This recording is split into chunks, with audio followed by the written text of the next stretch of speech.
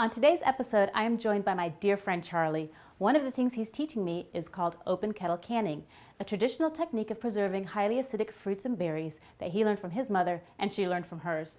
Since filming this show, we've learned that due to modern farming techniques, a lot of the acidity needed to make open kettle canning a good process for preserving these fruits and berries has actually been bred out of them.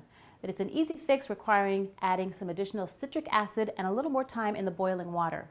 For detailed instructions, please check out Ball Canning's website at freshpreserving.com. Enjoy the show. Hi, I'm Karen. Today we're cooking with vegetables a la Southern style, and I'm going to learn something you cannot miss. So don't go anywhere. We'll be right back. Kick it.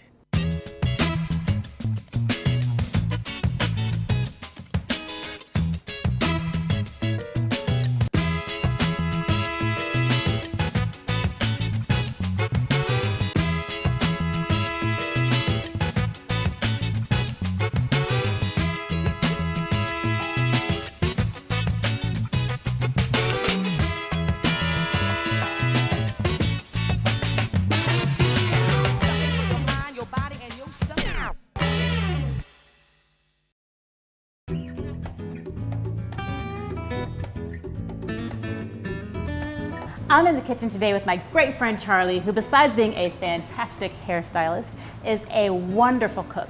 And he's going to show me some great Southern vegetable dishes today, and something I've always wanted to learn, which is how to can them. Charlie, you've been canning your whole life, right? Well, my mom, this is a tradition that came from my mother and my grandmother, and it's something that I'd like to carry on and show the world. And I've always wanted to learn how to do this. To me, it seems like it's kind of hard and complicated, but you're telling me it's not. And if it's not, great. Teach me how to do it. If I can do it, anybody can do it. So what do we need? What are we canning today? Okay, we're going to can tomatoes. And what I like about tomatoes is they're easy to can. Great. That's what we're looking for. We're looking for quick and easy. And you cook them before canning them, right? Absolutely. Which boosts up the lycopene. Very, very good for your heart and all kinds of stuff. And you're doing this so there's no preservatives, so you know exactly what's going into your food. You know exactly what you're feeding your family, which is huge. So Charlie, I see we've got red tomatoes, and are these yellow or orange tomatoes? What? They're yellow tomatoes, and they're sweeter. They're sweeter, okay. Yeah, they have less acid, friendlier for people that have acidic stomach issues. Perfect. This is a little more of a vitamin acid. Great. So how do we get these ready to can? Okay, the best way to start on a tomato is peeling a tomato. Okay. And we start by the heart of the tomato. Okay. So that's what this is called? The heart of the tomato, yeah. Okay. And you start in the center of the tomato and peel that out like so, okay? And everybody's got their rhythm about it, but I take it and I peel at a side, and I let it take the skin off very lightly. Now, is this better than, I know people score them and put them in boiling water and peel them, or use serrated peelers. Is it just kind of whatever flows with you better? Well, a serrated peeler is definitely not the way to go. And some people blanch the tomatoes by boiling the tomatoes, boiling water and dropping them in boiling water for about a minute, and then putting them in ice, and then making the tomato, the skin peels right off. It's pretty easy. The reason why I choose to do it by hand is because it's very important to know that if a tomato has a bad spot, like this tomato here, you infect your whole pot of tomatoes that you're going to can. So we're going to peel up a bunch of these, and then what? Well, then we put them in our boiling pot, okay, and we boil them. The idea is you have to sanitize the jars, sanitize your tomatoes, and sanitize your whole process. Then it will not cause bacteria growth when you store them. They can store at room temperature for up to a year. A year? Up to a year. Wow, that's awesome. So you showed us how to peel, and we Absolutely. have here, this is the after. So the before and the after. And look how beautiful that. Can I pick one up? Absolutely. Well, my hands are clean. But you can see, now do you need to seed them to can them? Do you need to squeeze them and get the seeds out, or can you just can them as is? How does that work? Well, typically what I like to peel, and a lot of people blanch, but I like to peel is because I like to make sure that I get any hard spots out, or like, you know, grizzle or such.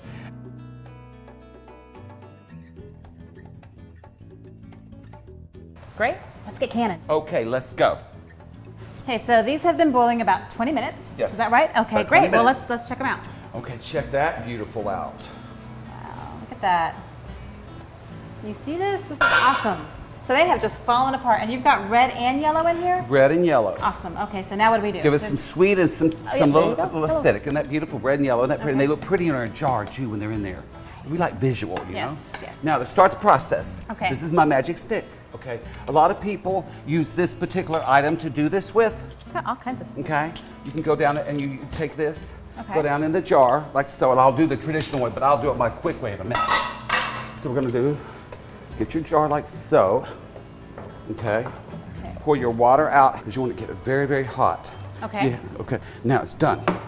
Where's my ladle? This is the ring, Okay. your canning ring. Do you have to put salt or something in there? We'll do that in 1 second. We do that the last step. Oh, okay. That hits the last step, and I'll show you that in a minute. So we put our tomatoes, okay? Ooh, Have your I'm going to tomato. stand back. I can be deadly. I don't want a hot tomato facial.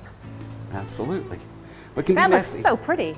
Isn't that beautiful? And look at that yellow, beautiful tomato in there. Isn't that gorgeous? So does this remind you of spending time with your mom and Oh doing my that goodness. stuff? That's I cooking lost from my the mom a heart. couple of years back. Absolutely. You know, my mom went to heaven a couple of years ago and left me. So this is my way of remembering Little her, tribute. staying close. Okay. So you fill it all the way up. All right, about that. Okay. Now at this point, I take this, my glove, and set it over on this side. Now, where I need you for, Karen, let's get busy. Okay, what do I do? Now, put me 1 teaspoon of salt in the top. A good heaping. A good heaping? Good heaping. And this won't make them salty? No, there's no salt in the tomatoes. Some people salt ahead of time. okay. I salt the time of canning. Okay. Now wipe your lid because it's very important that you don't want to obstruct the vacuum seal. Now at this point we're going to take our boiling water and I'm going to take this off the eye and set over here because this is your station Ooh. on canning, right? Okay. This little cool thing is a magnet. Can you use a stick? No, you need that because Oh. it's very, very hot. And then set that on because it's got a little plastic seal in the middle. Okay. Okay, and then you take your hand like so. The fancy canning glove. Yes. That's like hardcore. And then you start by tightening it up really tight. Just do it as hard as you can. Just put the muscle in there. But the idea though is you want Okay. it to be sealed. The little ring on the top has got a little rubber seal in it. The heat melts it in and then it seals it on top. Okay, so the vacuum that's creating is really going to get it tight enough. Yes. Okay, so we've got the tomatoes in the can, and basically what's going to happen? Do I need to stick them back in the water, or how does that work? Well, typically, the way if you have everything boiling, and the steam will come up, it'll seal it in, and you won't have a problem. It creates a suction because of the seal. Right. As it cools, Okay. As it cools, so does it that might- thing on its own? it'll The little pop. Pop. And as a little boy, we would count the pops. If we did 14 cans, we had to sit and listen to 14 pops. And how long does it take for that to happen?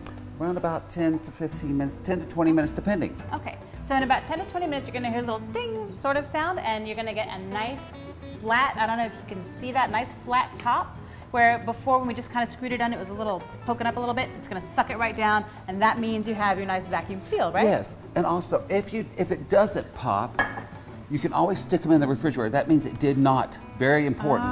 If it does not pop and okay. seal, that means it's not sealed. That means you just need to, just like putting it in a Tupperware. Exactly. Okay, so you put it in need the to hear refrigerator, that pop, you need that nice flat top, very, very important. or you can immerse it back into the boiling water for 20 minutes. But regardless, pop, flat top, That's and it. we're good. That's right? it. And I can store these for you set up to a year. Do they need to be in a cool, dark place like wine, or can they be anywhere? Typically cool and dark. We would always put them back in the box that they came in and put In the them bo- under in the the jar bed. box? And always store them under the bed. Under the bed. That's Perfect. right. We're all space Okay. conscious these days. And then we pull them out and we use them for marinara sauce or pizza sauce or Chili. perfect. Tomato Tomato bisque. soup, awesome. Everything. Anything you would use a typical can or box of tomatoes for. Absolutely. Well, perfect. Well, that, my friends, is how you can a tomato. Thank you so much, Charlie. And thank you very much for allowing me to share this. Great. 2 simple, easy, healthy Southern side dishes. Black-eyed peas And okra and tomatoes. and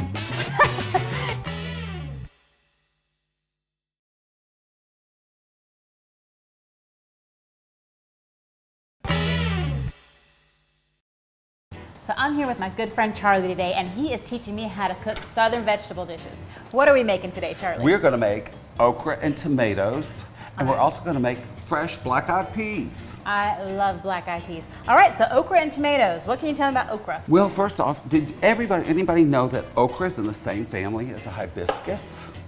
Did you know no that? idea. That's why. So is it like a blossom? Like with This is the pod for the blossom, the seed pod. But you know how, and then when the okra comes up, it's yellow and brown. This comes out the middle, just like it's very like similar a squash kind of too? kind of like a squash. It comes out the top. Absolutely. There you go. Okay, so Charlie, how do I get this okra prepared for this dish? Well, the best way to prepare okra is to cut the very end off, like here, right at the end. Okay.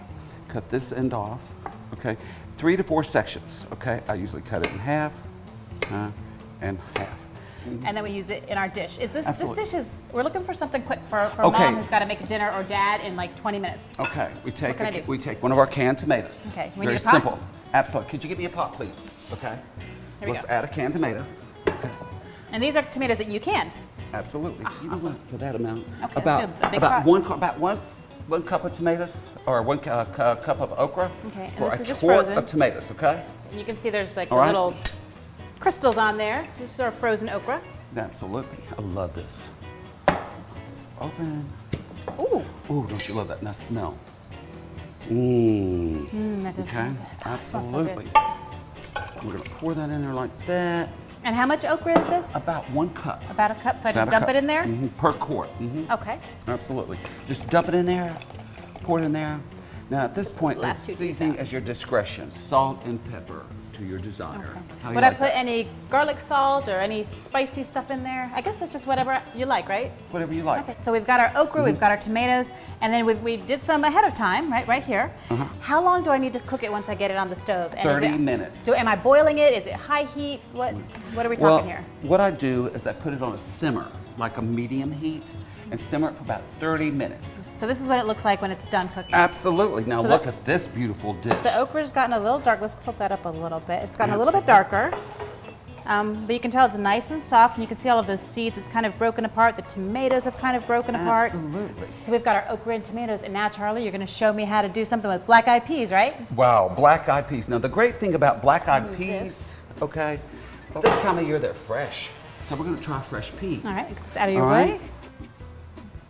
Great, so we've got our peas in a pod, and is there an easy way to shell them, or you just kind of Well, crack you them take open? your little finger and you break it apart and you run your finger down, like so. Oh, yeah, And that's they way just easier than pop mine. right out. And they beautiful, and you just kind of roll it out. And you run your finger down.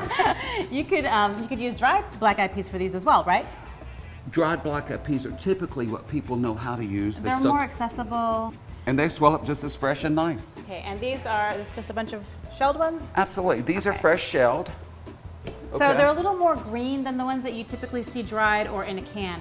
But I think that's just because they're fresher, right? Absolutely. And they're more tender and they cook a lot faster How do too. they taste raw? I got to taste one. Oh, they're great. I love raw. Oh, wow, that's good. Sweet, aren't Very they? good. Mhm. Don't you love them? Look how pretty. This would be good in a salad just like that. It's fresh in a salad's great. I love them fresh in a salad. Okay, so what are we going to do with these?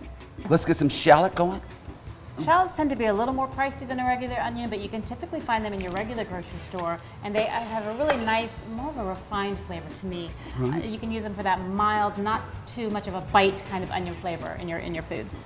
But look how pretty that shallot is. They're beautiful. Now I'm going to take my shallot.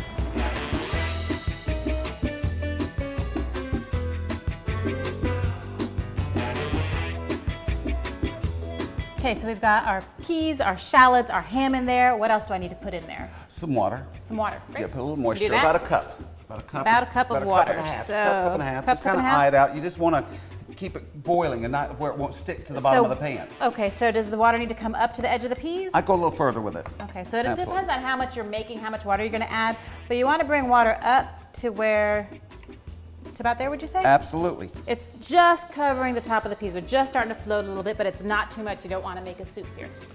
You know, typically understand that cooking fresh peas takes about 45 minutes to an hour, Okay. and dried peas 2 to 3 hours. Okay. Okay, so Great. you need less water, less cooking time, more water, more cooking time. Great. And if I was going to use a can of peas for this? I would just use a can of peas, chop your shallots, do some ham, throw it your can of peas. You can heat about 5-10 minutes and you're done. Okay, great. Okay? Okay. And Yep. then we've got some going here. Holy moly, it's boiling. Oh, holy moly. All right, good deal here. Scoot that Let's over. just scoot this aside. Isn't that beautiful? That is. So you can see they've turned a little more of a kind of a brownish color. Gosh, they smell so good. Wish you had smell-o-vision Oh TV. my goodness, smell-o-vision. All right. I like that. All right, so We serve this as is. We're making a little extra. We're saving time. We're talking about being efficient. If I have leftovers, if I've made a big batch, what can I do with them?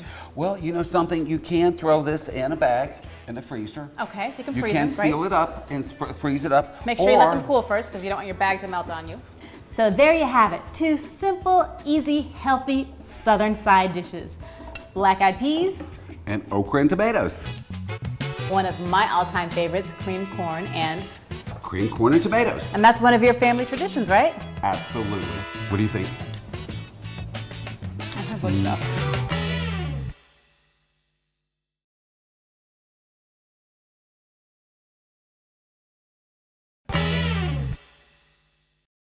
I'm here with my good friend Charlie today, and he is going to show me how to make one of my all-time favorites, creamed corn. And actually, Charlie, I have never made this before, so I am looking to you to show me the way.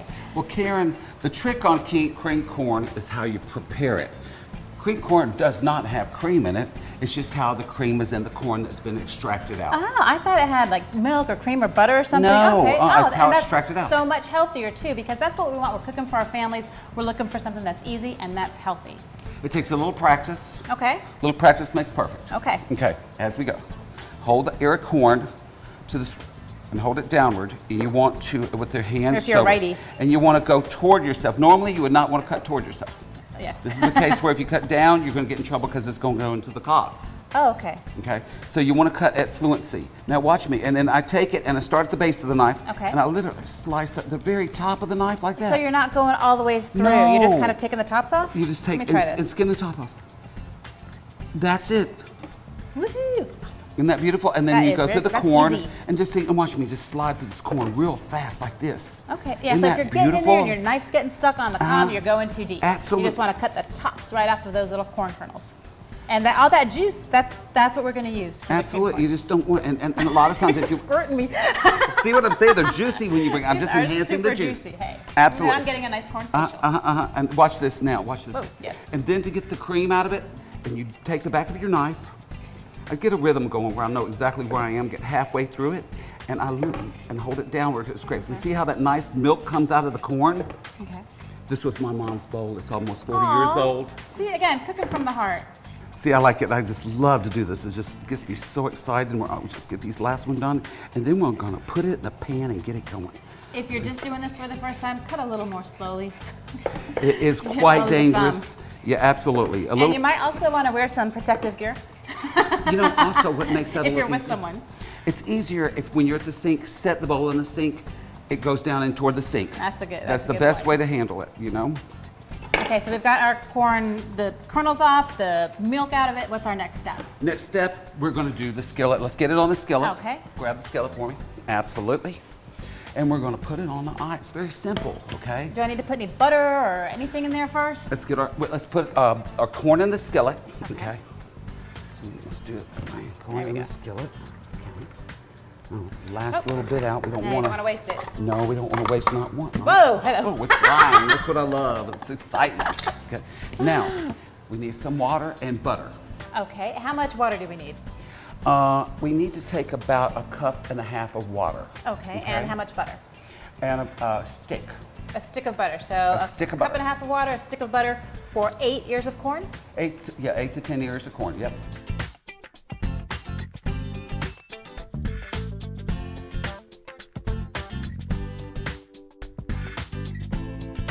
We have the liquid is covering, just coming up to the top of the corn. So some of that corn's still peeking out. It's not totally covered, right? Absolutely. Is that what we're saying? Okay. Mhm. Now, we start to simmer. Okay. As it starts simmering, we add How salt does and that do? pepper, and that's it.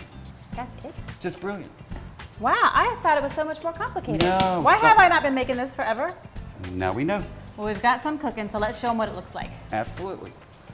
And look at this beautiful dish, Karen. Wow. Oh, isn't that gorgeous? That looks yummy. Isn't that beautiful? And smell the aroma and the Mm-hmm. sweetness of that corn with that nice, lovely butter. And you know what? It's got its own character. Now, if I wanted it to be a little more creamy, could I add a little milk or a little cream if I wanted to? Or water? What would you recommend if I wanted to kind of make that a little more saucy?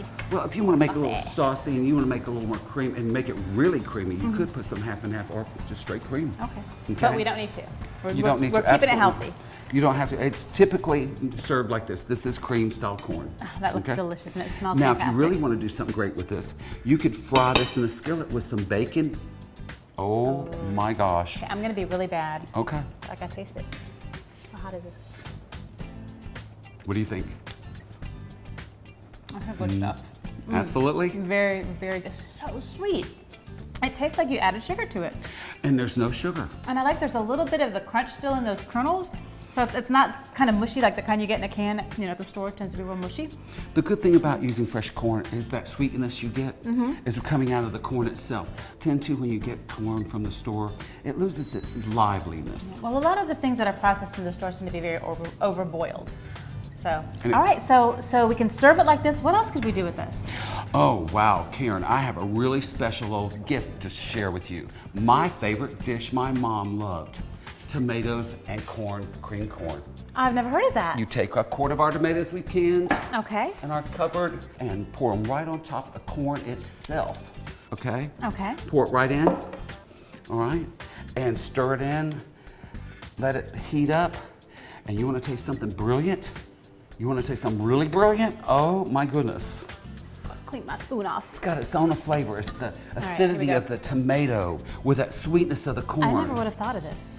It's brilliant. And this is something typical for the South. It's a southern dish my mom created that she and I came up with together.